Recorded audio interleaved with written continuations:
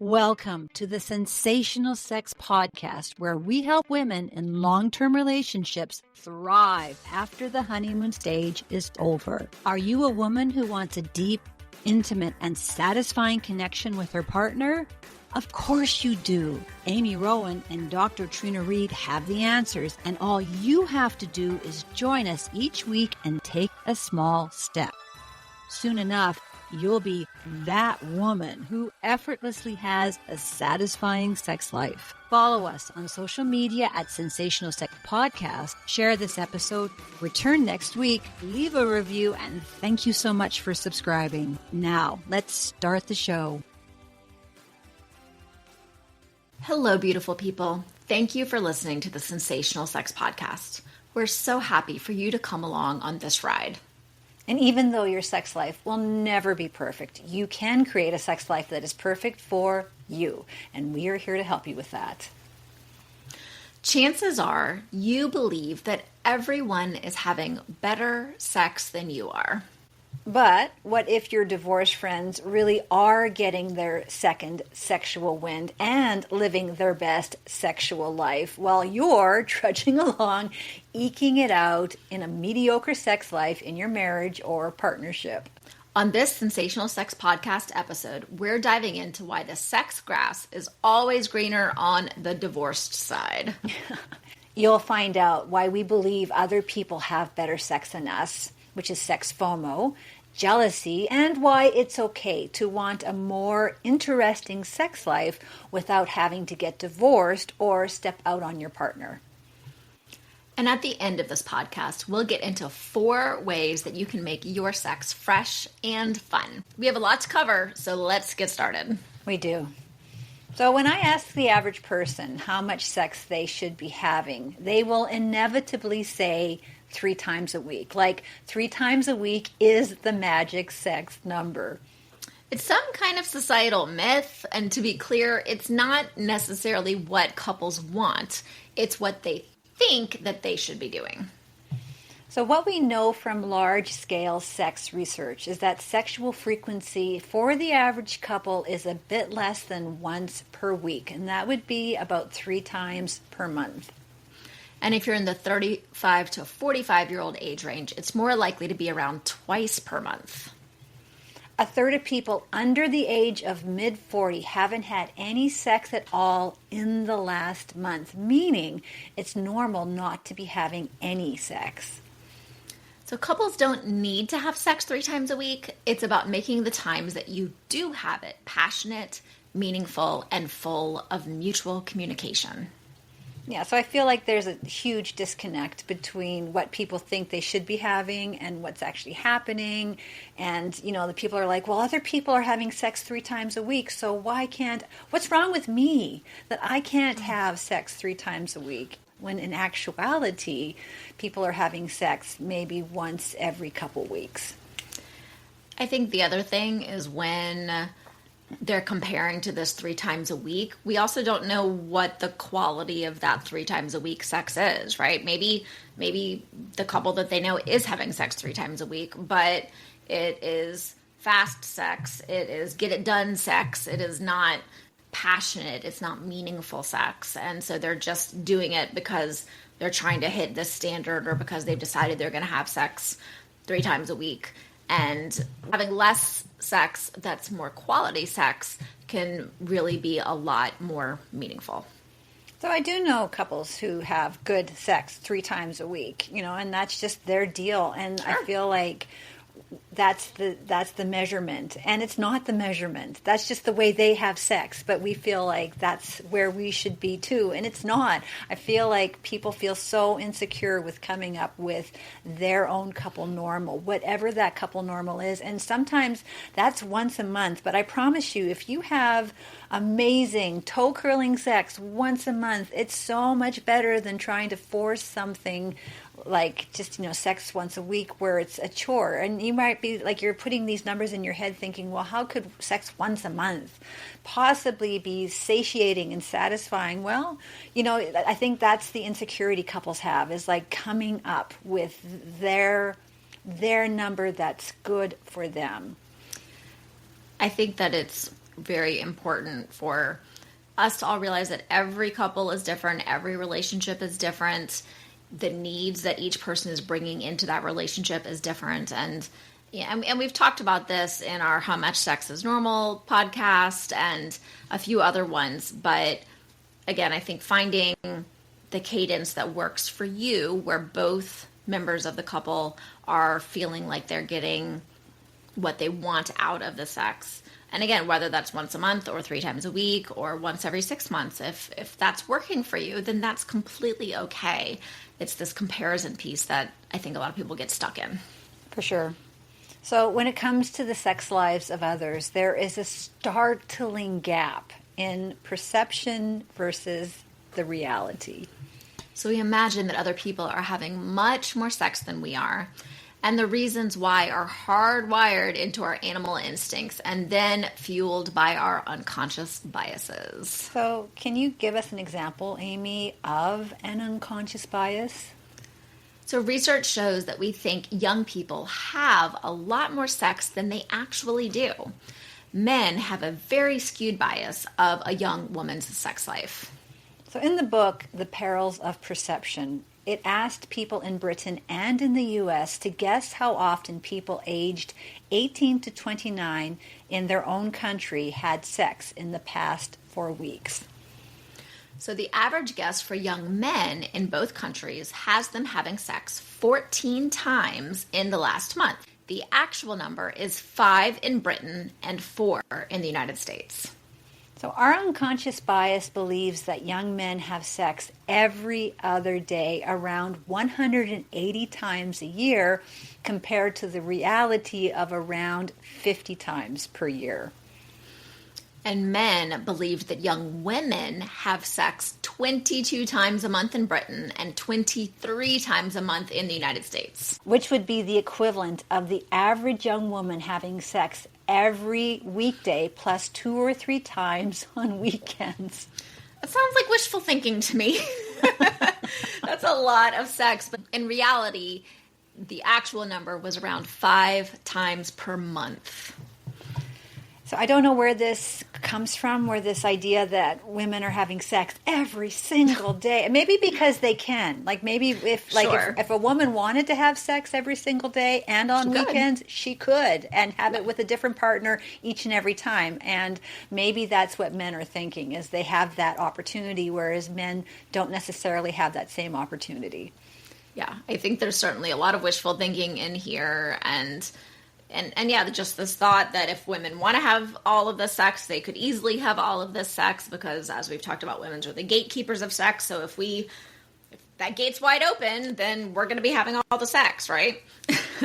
So, Amy, why do we think that other people have better sex than us?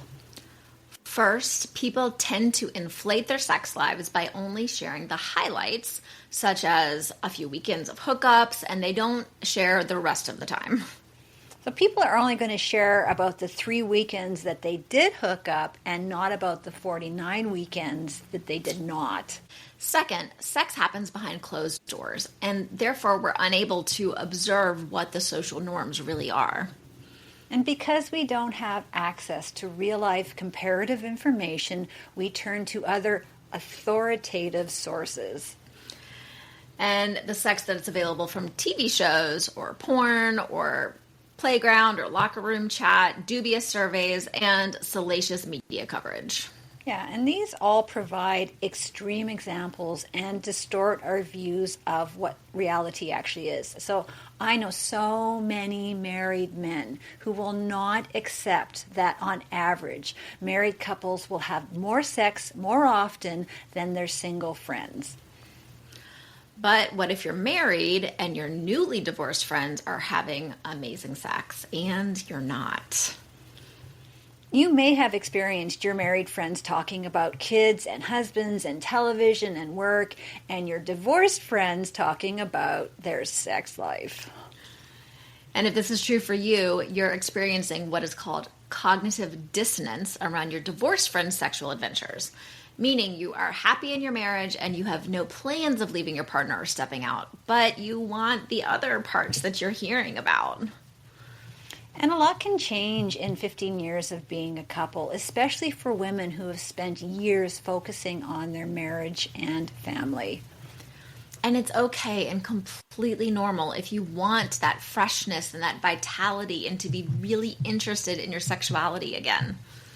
And maybe you already felt this during the great relationship reckoning of the COVID pandemic. Or maybe you're like me and your kids are preparing to leave the nest.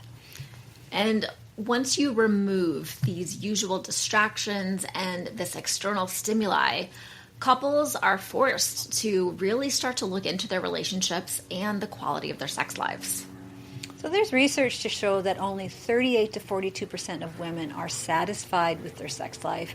And while that number increases slightly in men, the majority of couples aren't fully satisfied with their sex life. Whereas your divorced friends may be emerging into this new sex world and exciting and liberating, and they're going on dating apps and they're having fun and they're being inventive and having just these exciting experiences in the bedroom.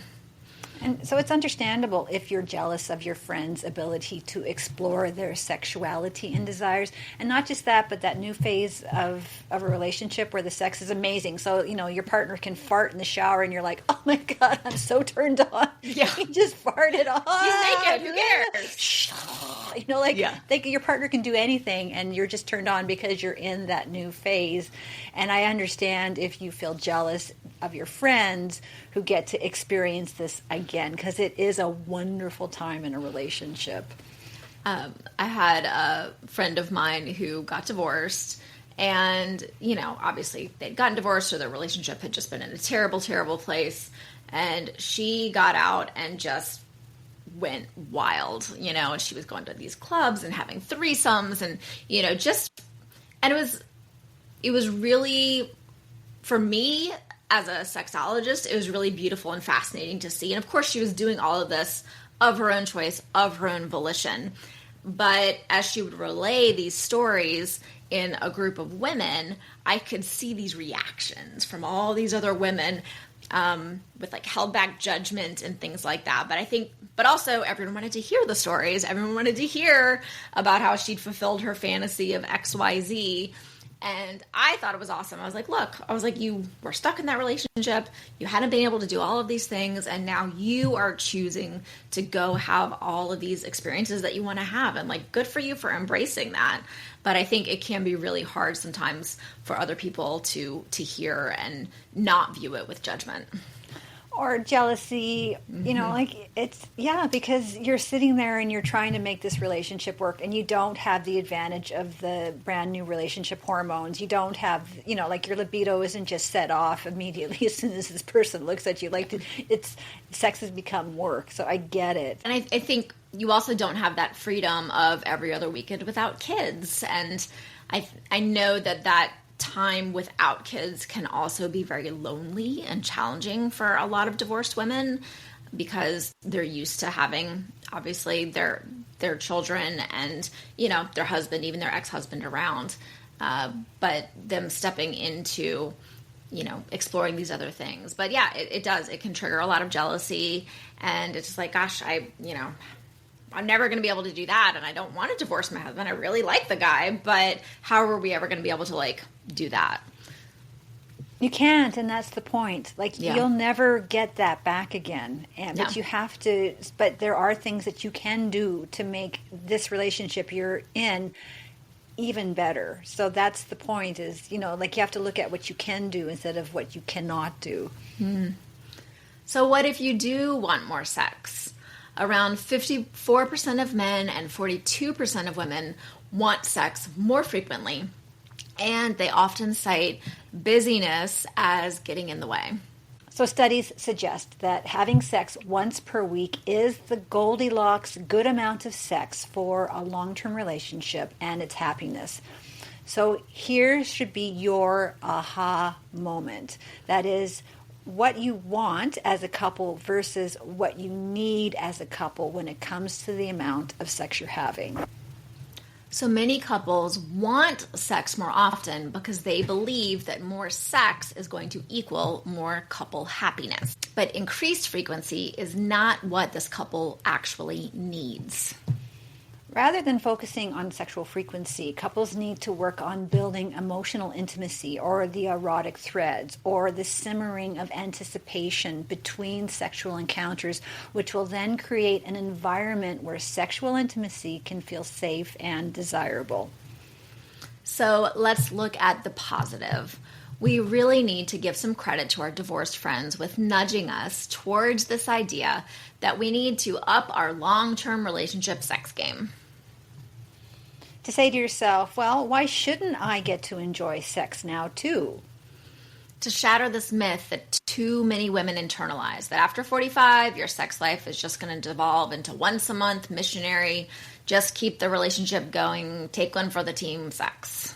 It doesn't have to be this way, and you do not have to believe the narrative that there's nothing exciting in midlife sex and that the only way to find it is to get divorced or to have an affair. There's many studies that have shown that couples' sexual happiness increases as we go into 40s and 50s, and it's not because of frequency, because the frequency is actually going down, but because as things in life change, as kids leave the house, maybe as there's health challenges or things like that, that couple is forced to change the way that they've been having sex. And often what that brings in is more creativity out of necessity. And, they say necessity is the mother of invention.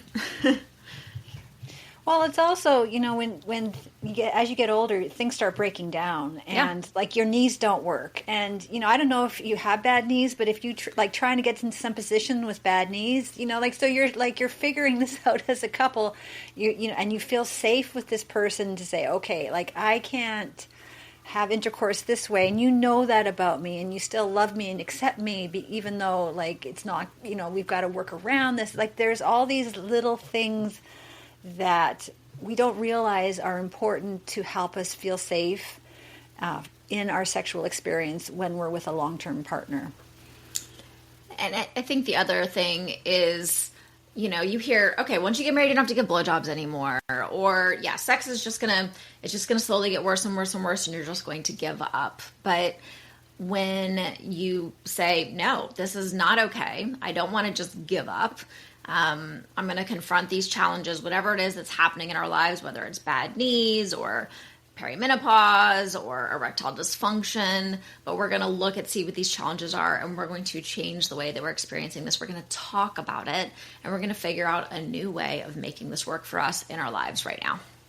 In the second half of this podcast, we're going to discuss how you can make up your own new sexual narrative. That's exciting. We're going to take a 1-minute make happy sex memories with a New Eve choose love moment.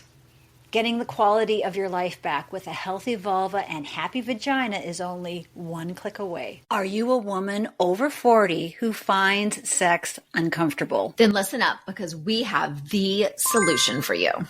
When Dr. Renji Chang turned 55, many of her friends, co-workers, and neighbors had the same crazy thing happen to their marriages. And no one talked about it, but everyone talked about it. After 25 years of happy marriage, the husband goes on a business trip to Asia and never comes home. Their husbands all ran away with new girlfriends. So much pain and heartbreak. Marriages and families were broken. And why did this happen? The easy answer is that men are...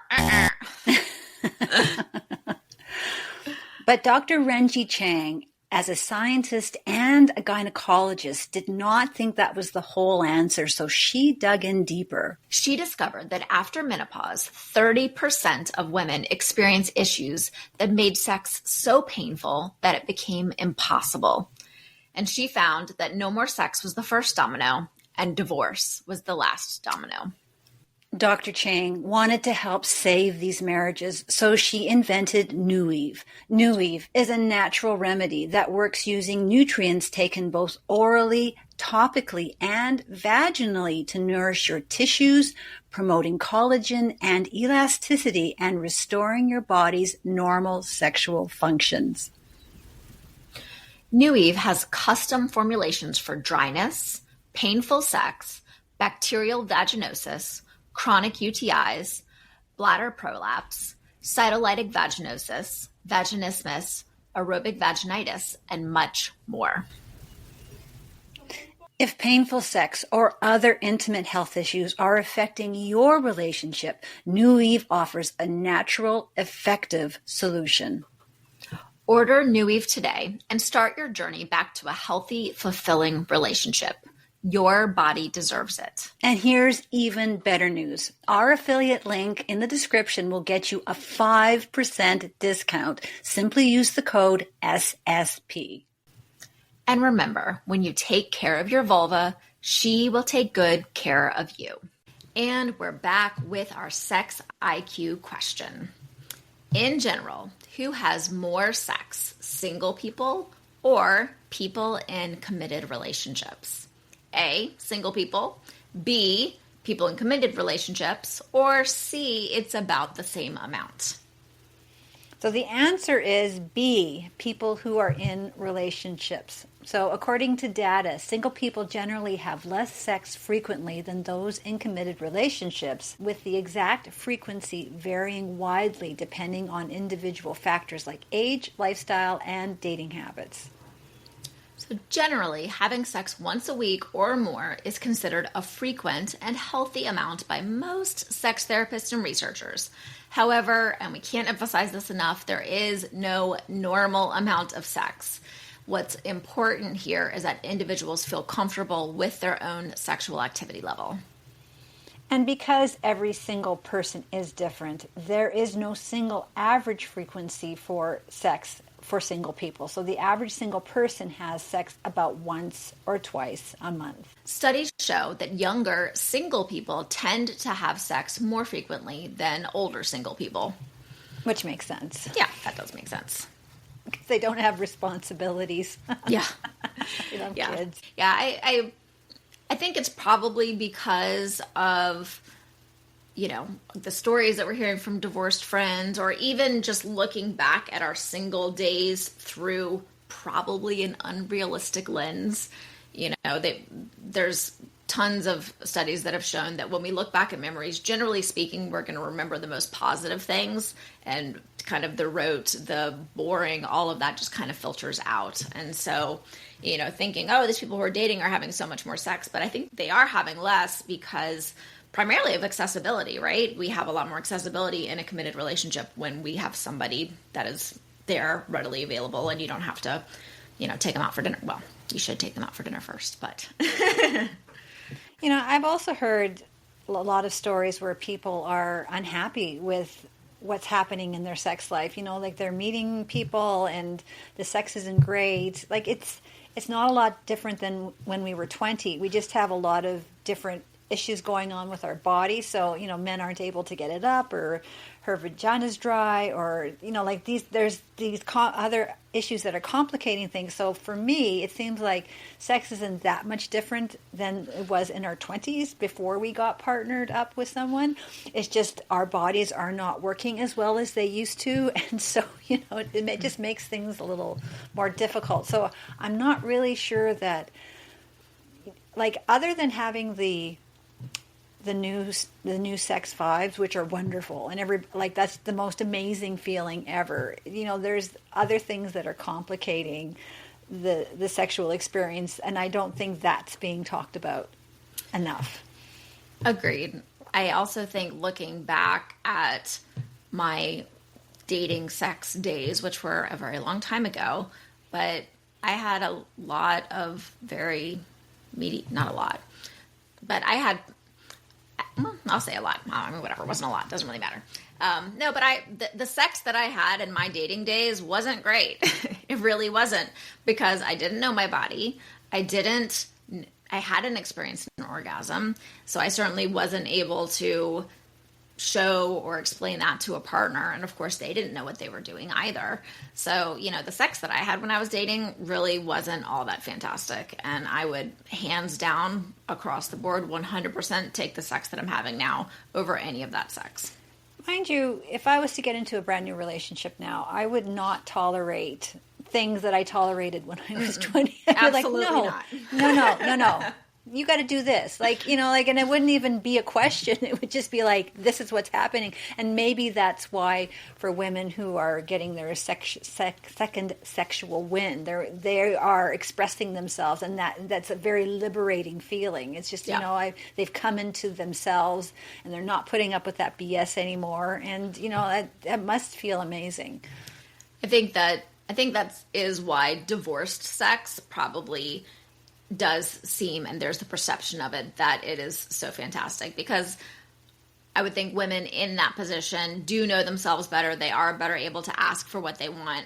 But then I also hear the flip side where, they get on the dating apps and they're like, it's awful, like just the people that you meet and they just want sex or whatever. And so, I think that there's the upside of it, and there's definitely the dark side of it too.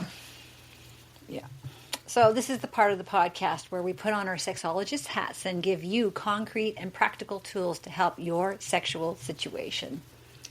The question is, are your friends having better sex than you are? And the truthful answer is maybe. But you can easily change that, and we're going to give you 4 practical ideas. So I want you to pick one of these ideas and actually follow through with it.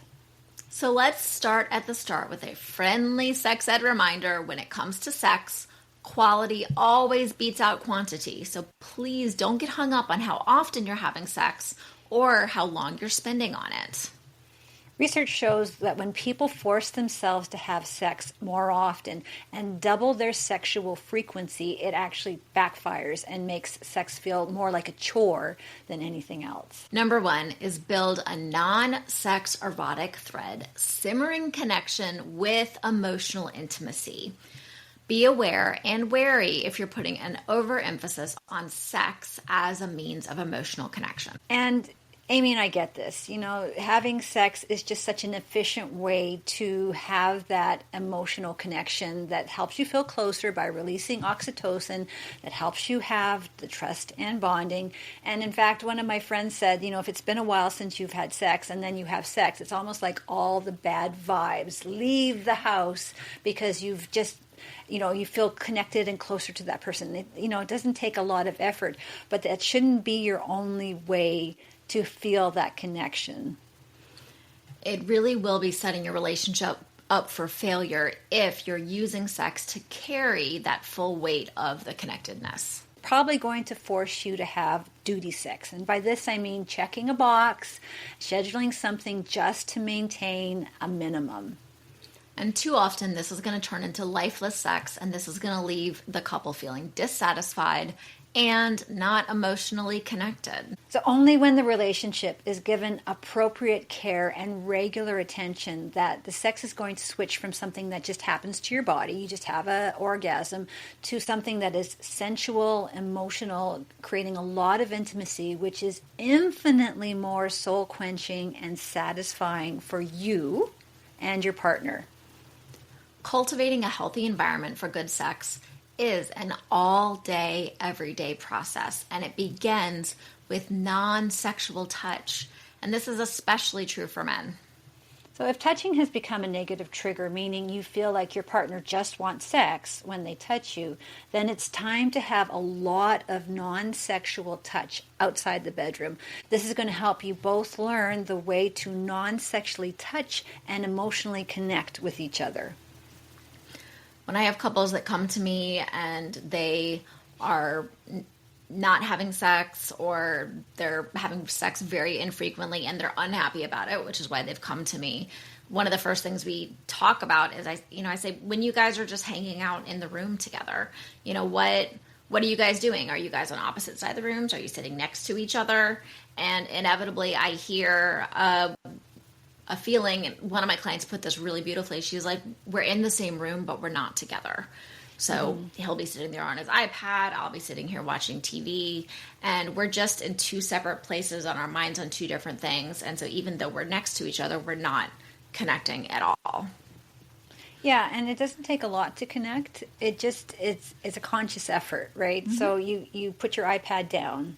You turn the TV off, or but you then turn to each other, and it takes, I don't know, 2 minutes to do that, where you just look at each other and smile, or I don't know what you do, but it doesn't take a lot of effort to turn that around. And I think the more that you do this, the more you start feeling connected to your partner, and you start feeling that, it's actually nice when we do this, and I really like this, and it's giving me lots of benefits.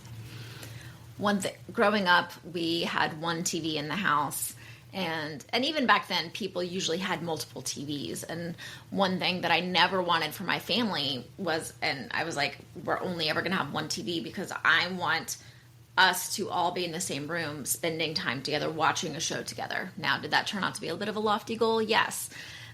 Because now with phones and iPads and all that stuff, it's not just about the TV. But I think James and I do very purposefully is intentionally he will come and sit down with me and watch one of my silly reality shows, and we, hold hands, and I know he thinks they're silly, but he gets really drawn into them, by the way. He gets very invested in them. And I despise football. Watching sports is just not my favorite. I have a few that I enjoy watching more these days, but I'll go sit down and, just sit with him and hold hands and just make sure our legs are touching. And it's just, and again, that's that simmering, right? It's just keeping that connection. He's not doing it to try to initiate sex with me that night. He's just doing it just to be like, hey, I just want to be next to you. I enjoy that emotional connection. Number 2 is taking charge of your sexual happiness. And this is something that we talk about a lot on this podcast. So it isn't easy to take responsibility for how women tend to be a passive player in her sexual experience and how that's impacting her sexual happiness. So you can start out small by being the initiator.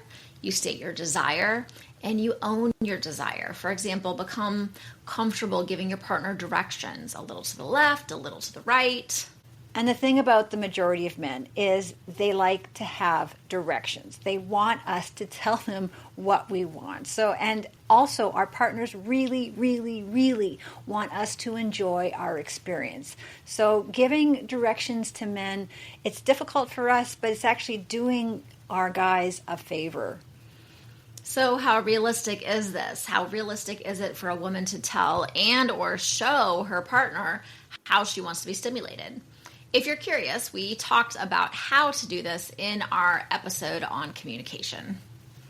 So please stop censoring yourself. If you were in a brand new relationship and you were directing this new person with these new love drugs, chances are you would tell this person exactly what you thought. So please, with your own partner, be more open with what's going on with you, your observations or thoughts that come to mind as you're having sex with them.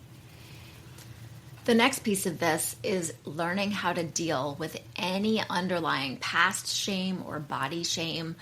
These shames do not go away as we age, and in fact, sometimes they can get even more challenging. Push back against those shames because that changes how you feel about your body and sex. Yeah, taking charge for women is pretty tricky, but I feel like we're at an age now that we can start stepping up and saying, this is what we need. And if you want to have that same level of sex that your divorced friends are having, you have to step up and say, this is what I need to have out of this sexual experience. Otherwise, it's not going to happen. Mm-hmm. So our third practical tip is notice your sexual scripts and where you've fallen into a worn out sex pattern that may have turned into a sex rut. A very common sex rut is where one partner, typically the man, always initiates. So if this is your relationship, this is such an easy fix to become an initiator. It sounds really small, but it's forcing you to state your desire and tell your partner what you want them to do to you.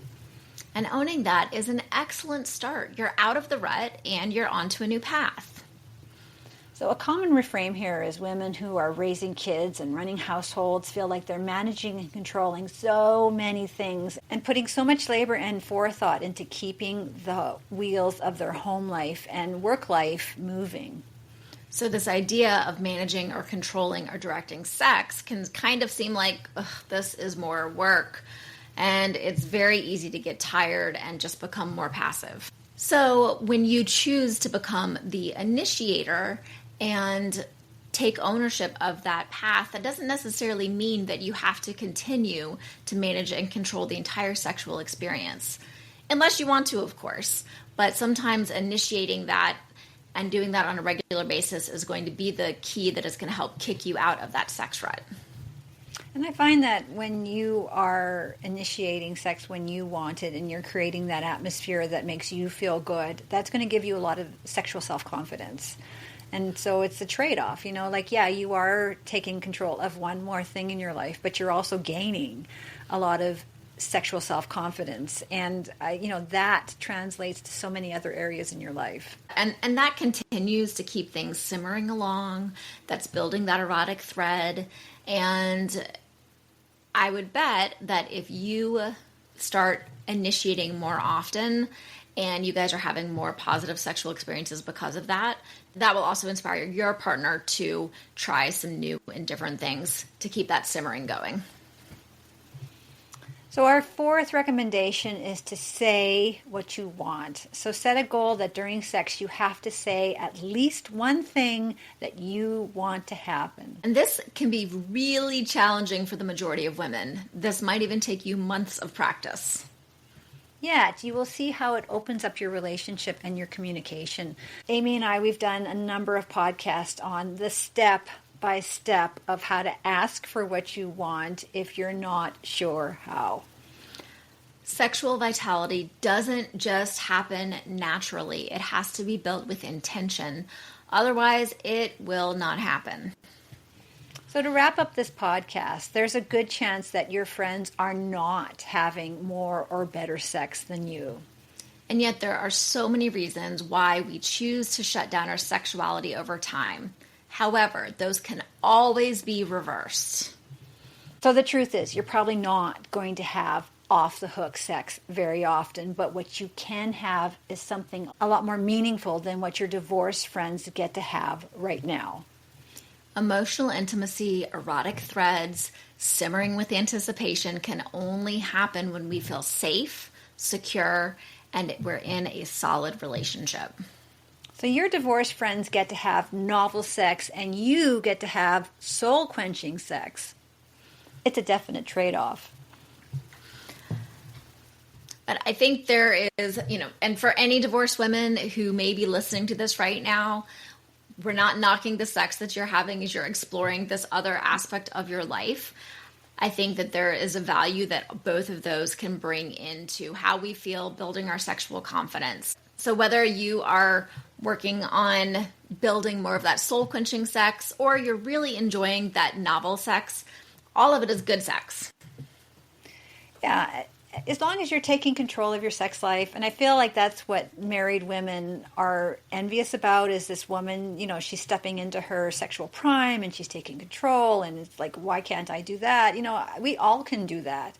We all have that ability. I just feel like because we feel like we're stuck in sexual scripts that we can't. But in fact, I believe strongly that turning a sexual dynamic around is a lot easier than we believe it could be.